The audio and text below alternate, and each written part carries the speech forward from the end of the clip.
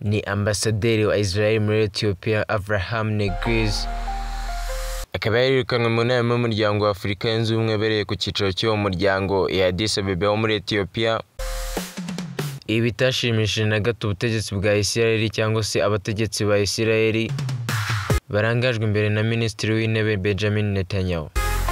Mategeko none kuwa 7 Mata uyu mwaka wa 2025 uyu Avraham Negiz akaba ari ambasaderi wa Israel muri Ethiopia yarifasha aragenda rwose ngo agiye mu nama yahurije hamwe abategetsi ba Afurika yunze ubumwe, kandi nawe ahamanya n'umutima nama yo ko nta wigeze amuha ubutumire. Anga Afurika yunze ubumwe yari yihuje kugira ngo yifatanye n'u Rwanda mu kwibuka jenoside yakorewe abatutsi ku nshuro ya 31.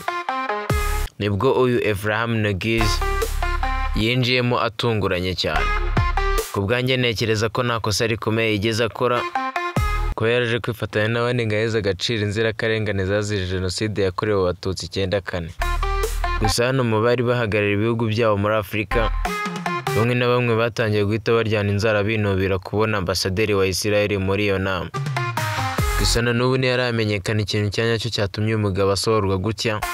Gusa biranugwanugwa ko byaba ari ukubera Israel yaba idacanuwaka n'ibihugu bimwe na bimwe byo muri uyu muryango.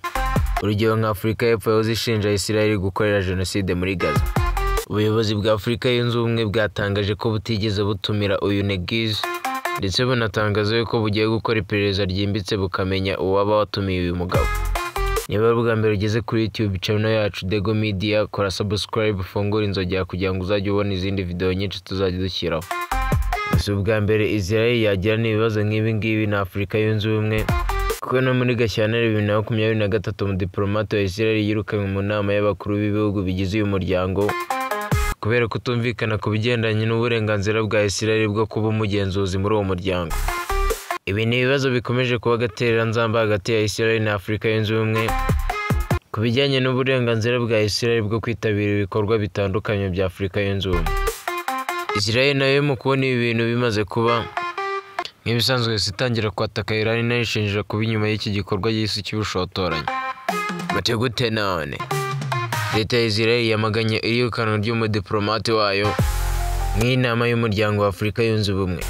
Israel kandi yashinje Iran kugira uruhare muri icyo gikorwa, ivuga ko ari igikorwa gikomeye cyo kwibasira umudiplomate wayo. Kugeza ubu leta y'u Rwanda nta kintu irabivugaho, nta kintu na gito yatangaza kuri ibi bintu byabaye. Gusa mu busanzwe umubano wa leta ya Israel na leta y'u Rwanda wifashe neza kugeza ubu. Leta y'u Rwanda ifitanye umubano wihariye na Israel, haba mu mikoranire mu bya gisirikare, haba mu buhinzi n'ubworozi, mu ikoranabuhanga, ndetse no mu miyoborere muri rusange. Ndagushimiye wowe uri nkurikiye kuri uyu muyoboro wa YouTube. Kora subscribe, like, share na comment, ufungure inzogera for more. Peace and love.